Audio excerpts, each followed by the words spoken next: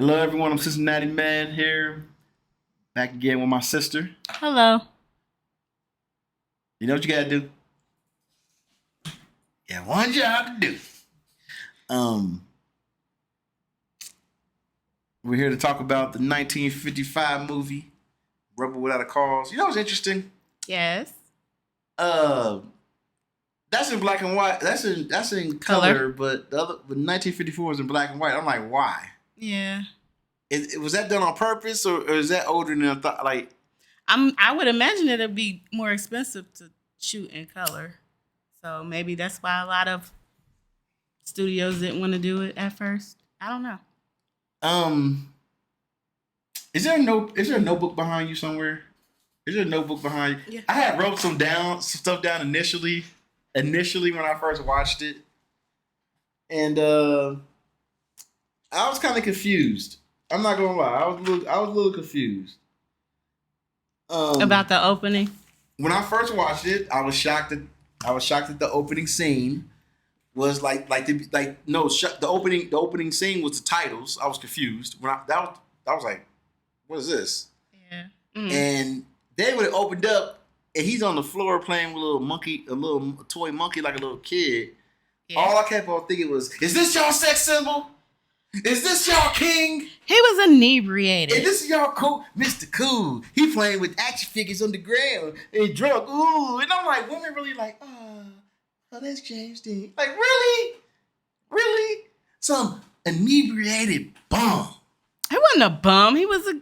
He looked like a bum. He covered in trash, and he playing with toys. He had on a nice suit and tie, or a shirt and tie.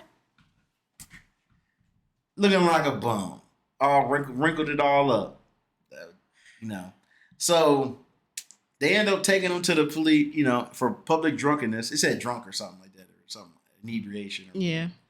And then he's sitting there all toe up. And it's funny. It definitely looked like it was in a small town because the way the police station was oddly calm.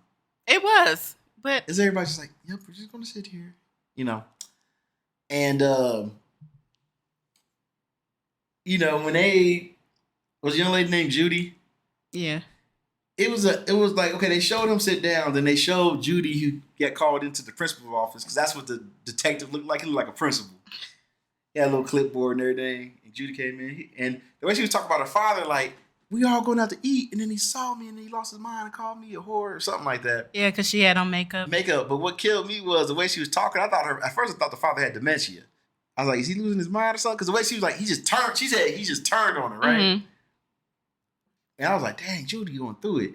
And then dude hit her with so are you not looking for a man that night? I'm like, yo! Yeah, that is a problem that I had with the 1950s. It's kind of a lot of creepiness with some of the males in the stories. Hey, he had a legitimate question. Guess what he was trying to say? You know what he was really trying to say, right? Are you what? Yes. He's like, are you a whore? It was like, what? It was like, wait. It's like, how does she dress then? Does she not dress ladylike? I think it was more so of the makeup and the red lip. And then I got confused when they was like, your mom's coming for you. She had a meltdown. I thought, she because did. The way she acted, she was mad at her dad, but we didn't know why at the time. Yeah. But she was even more angry. Was just like, your mom's coming. And it was like, what is going on? And then you saw the little kid in there. You saw the kid in there, Pluto. Oh, yeah. And he tried to give him his jacket. He tried to give him his jacket. And then I saw the maid there. And I was like, oh, no, they're going to call her the N-word. They're going to call the maid the N-word. I was waiting for it. I was like, no. I was like, please don't do this to the maid. They were really respectful to her. Yeah, they were. You know why? Because she was on her best behavior. Oh, no, sir. I've been watching this kid for years. I do have a problem with that too. I don't. You know why? Because if a Negro get a line back then, they get their ass whooped. Back then. Today. No, it ain't the same. Stop. The 1954 is not the same as 2013. We are not going to tell 2013. 2023. Either 2013, 1993. It ain't the same. It's not the same.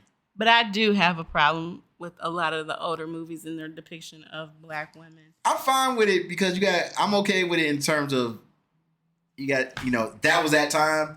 be offended about it. Yeah, like, man, that was a book. But you gotta be like, okay, that was a time back then. That's BS. But that's why I love watching old stuff. I'm like, let's see how racist this gets. Because you be like, dang, like, they really be talking like that? They be like, yeah, they be talking like that. They be talking like that, man.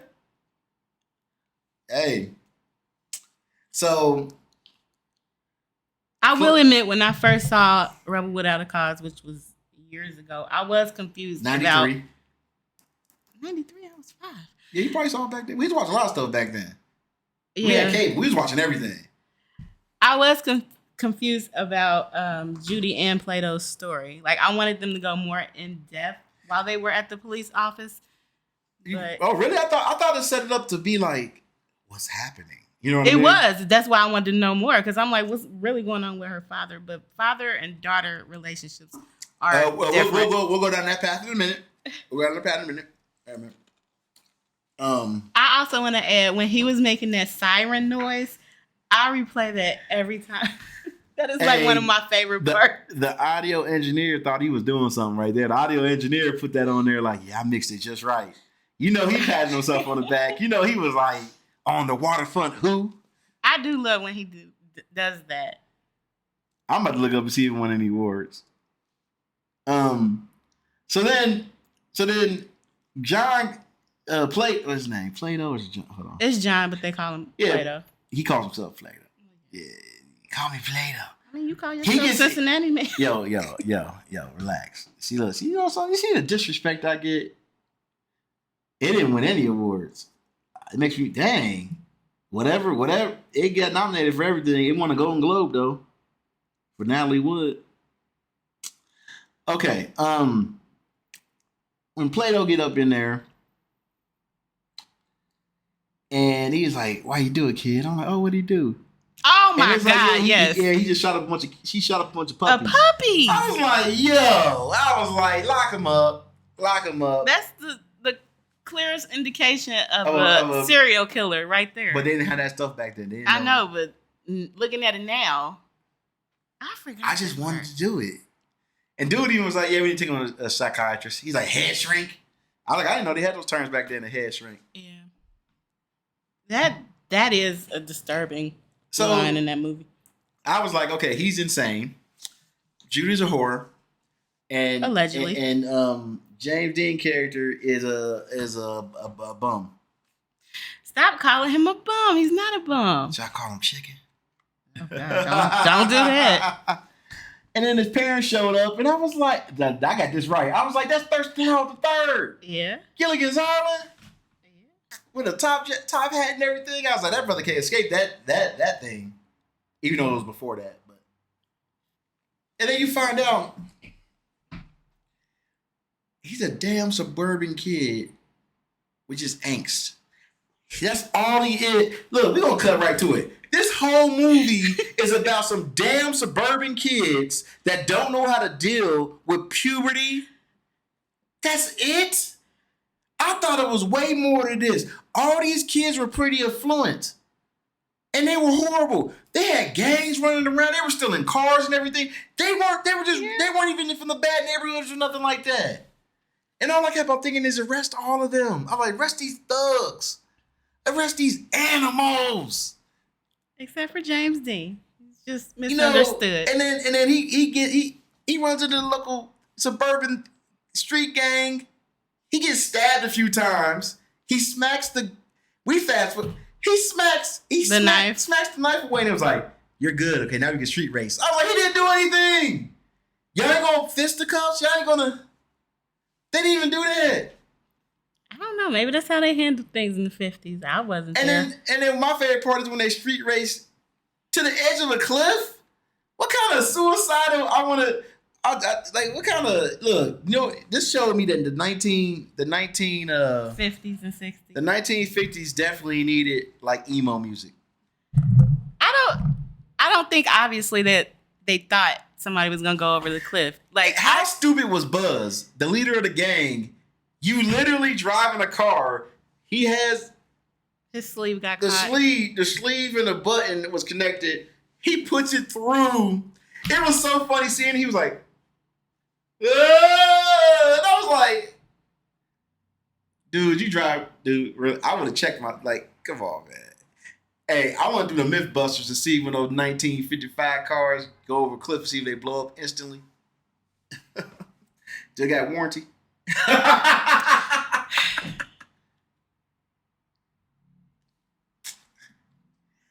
was so mad this whole movie. The only problem James Dean's character had with his father was, you act like a man. Remember the Godfather? Yeah. His dad's wearing an apron. And picking up food off the floor. And his wife's yelling at him. He's like, and he thought, when he came up the stairs, he thought that was his mom, but it was his dad cleaning up the floor. And he's like, Dad, what do you do when your honor's on the line? Well, you make a list and you write down the pros and cons. And if we do not have the answer, we'll ask somebody else. And I was like, what did he live? Like, dude, you lived longer than your son. You've seen even worse stuff in the 1920s and 30s. Like, did you go through something where you're like, I'm going to avoid everything? Which he might have. He seemed like he went through something. Yeah. I want to know what James Dean was doing in his previous towns because, his mom said we're going to have to move, fights. That's move again. All he did was keep getting in the fights. That's it. We got, and then how easy is to move back then? Yeah, I thought that was weird too. Move. Is it that easy to move? I change jobs all the time. You know me. Yeah. You know me. I change shoes. What job? I'm like, every time somebody asks me what I do for a living, I almost put Tommy up. You should. But I thought it was real drastic when she said we're gonna have to move again. I'm just like, well, that was after Buzz died. I would kind of move. But they had already moved. They already indicated they moved like 2-3 times. It was like, dang. Yeah. And then when he wanted to go to the police and tell, he was a part of the race or whatever, his dad and his mom were like, no. They were right. He didn't do nothing wrong. You better shut up. He got coerced into that. Coerced. Did I say that right? Yeah. What, you thought he should have turned himself in? I mean, people were going to talk. It was going to come out that nobody else was talking except him. You never See, why know. people watch me? They be watching snitching movies. Everybody snitching. Well, apparently nobody snitched because everybody ready to snitch. I tell you, man, something that was me. I wouldn't know nothing. Actually, I would have been the victim. I'm like, they stabbed me. Yeah, you would have. And the dad a punk, man. They didn't harass him and stuff, and he ain't called. He was just like, yeah, who's out there? In that scene when James Dean was like, stand up for me, and he like pushed him into the chair, that was not in the script. So it caught, I don't want to call him Thurston, but it caught Thurston off guard. You say his father. Yeah, his father. It threw him off guard, and I think he ended up hurting his back in real life.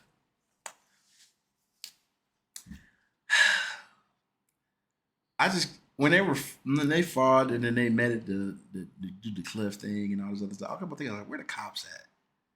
Where the parents at? This is, this came out in 1955. They had all these issues, and all I kept on thinking was, I ain't hear one damn person say anything about their pronouns. I didn't hear one person say anything like, I think I'm a dog. You didn't hear none of that. You just heard like, we're angry and we're teenagers and we live in the suburbs, so we're going to start stealing. You're like, what? Some might say this might be the ultimate white privilege movie. Ain't nobody in town not one damn person in the town got in trouble if you think about it. Think about it. Take a step back. The only person that got in trouble was the dude that looked like a minority. Who? Pluto. Oh, yeah. Think about it. Think about it, my sister. Message. I'm playing. But it did look like that, though. It's funny. And because it was just like, Plato, okay, look, spoiler, we're spoiling. Plato dies at the end. He shot somebody, and they don't think James Dean's character had anything to do with it. They're just like, oh, he was their friend. They just let him go, like, okay. And then that weird thing, they're in love. And you know how disrespectful Jim is? You know how disrespectful he is? How? He introduces his love to his mom and dad as, this is my friend. Well, I mean, they were That friends. woman said she loved him. She's in love. She's like, this is my buddy, old pal. I mean, it was a weird situation because Plato had just died, and y'all standing over his body doing it was all weird anyway. Like they was man, and they were crazy in love. They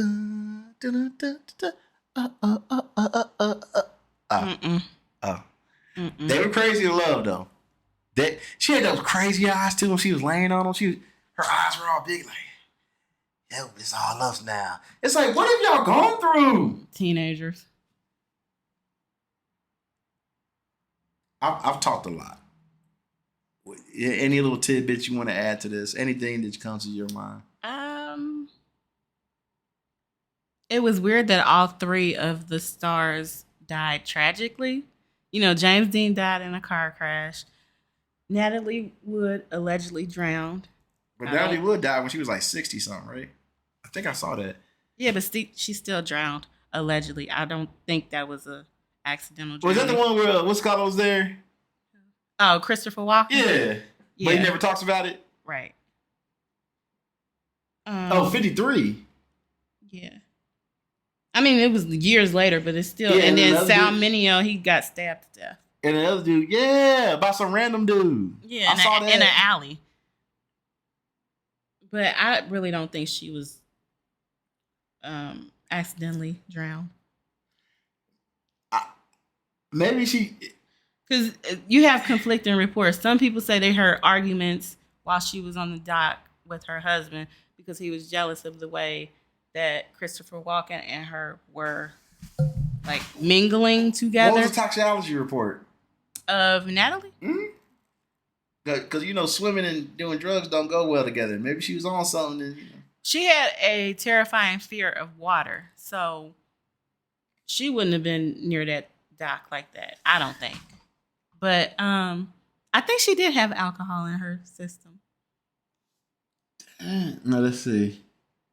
Mysterious circumstances. 43 years old during making a brainstorm. She was on the boat with her husband, Robert Wagner. Mm-hmm. From heart to heart. Other than the fact that she drowned, many circumstances are unknown. For example, it was never determined that she entered the water. What? I told you it's a weird thing. It's a weird case. Wood was with Wagner and co-star Christopher Walken. They covered the body 8 a.m. away from the boat. Wagner said she was not with him in the bed. Also revealed that she had bruises on her body and arms and abrasions on her left cheek, but no indication of how or when it occurred.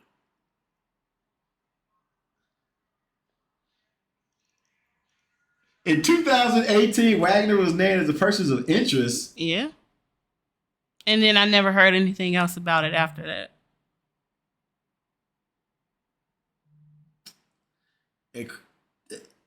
I don't think Christopher Walken had anything to do with it. I don't think he did. I think it was Christopher Walken doing anything. I think they said he wasn't there. All reports said he wasn't there. He was like somewhere else. Has he ever talked about it? No, right. I've never seen anything with it. He may have mentioned it once, maybe, but I haven't seen him. This got dark. Yeah.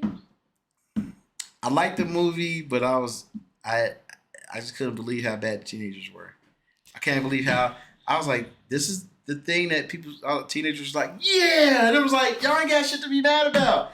It'd be different. You didn't see one teenager get hit by their parents. You like normally you would see. Mm-hmm. It was suburban neglect.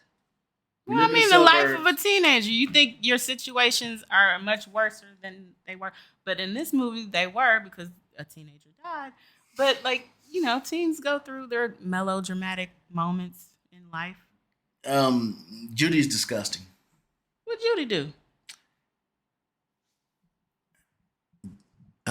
Judy wanted to be with her father. That was disgusting. I don't think she did. I think it's for a female. Oh, she wanted to be acting like a little kid, I guess. Which one is it? It's a hard transition when you go from being, you know, daddy's little girl. You have to transition. Yeah, but she was trying to make out with her father. No, she just wanted a kiss. Not on the lips, on the cheek. I didn't take it that way. Ladies and gentlemen, I want y'all to go look. Watch the scene between Judy and Rebel Without a Pause and her father, and y'all tell me. If you watch this, you're gonna be like, "You're a disgusting woman," and the father had the right to slap her, like, "Get it together." I don't think it was that. It was creepy. It was creepy, but I don't think it was that.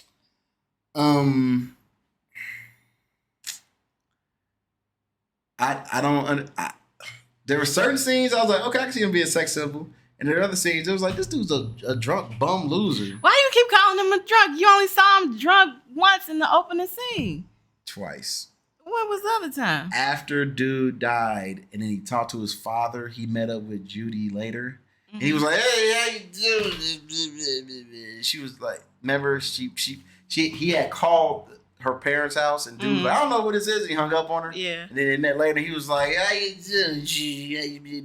Yeah. Still don't make him a drunk. He's a loser.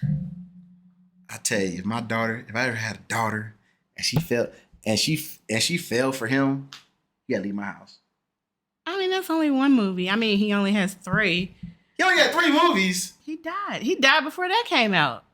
He had 3 movies. Yes. This man is a sex symbol of 3 movies. Yes. He died. He had some TV appearances or something. A couple. He died. You're tearing me apart. What's this? You're tearing me apart. That's a part. I was laughing so hard. I was like, because I heard that, I heard it before, and I was like, oh, that's the scene? Talking to his mom and dad. He died in September, and the movie came out in like October. And then he has another one. I don't think he was alive for any of his. Well, East of Eden, he was. Look, I'm joking. He did an excellent job, but I don't. Yeah. Do you want to watch the other 2? You need to look. I told you. You got about 10 movies of me watching the era of the 1950s and 60s. And depending on how these movies go, maybe I'll watch more, maybe I won't. But I've been entertained. Rebel Without a Pause was entertaining just for the simple fact that it's like, wow, is this chaotic out here? Over nothing? It'd be different if it was like the war. It really was without a cause. It was. They were 100% right. They had no cause. They had nothing. I thought it was going to be it could have been a war. Could have been It was an internal war. You know, they had struggles with their parents, and other kids. I don't know. They all need their ass whooped. Oh, yeah. Okay, well, I mean, there's been some interesting movies. I would tell anybody to go watch these era movies and be like, this is what y'all was watching back then? I'm like, and I was watching, I was like, this is my parents were teenagers like this. Yeah, they did not live those lives. But then again, they weren't teenagers. No, they weren't. It was like they weren't even 3. Yeah, I'm about to say yeah. Well, no, for this movie, Daddy was born, but Mommy was. Yeah, it's one of those things. Yeah, because they didn't even go teenagers till like late 60s. 60s. Yeah, 70s. yeah, late. Yeah, they weren't even. Yeah. So I bet our grandparents was like, "That's some dumb shit." Yeah. I wonder if they ever see. I mean, I'm sure they saw those movies. Grandma said she went to the movies to see The Wizard of Oz. I was like, wow. First of all, The Wizard of Oz came out like 1930 something with it. 20. This is 19. We talking about 1955. I know. I'm just saying. Like, I wonder what movies they saw and what they thought about it because I never really asked. We just would watch. 1939. Yeah.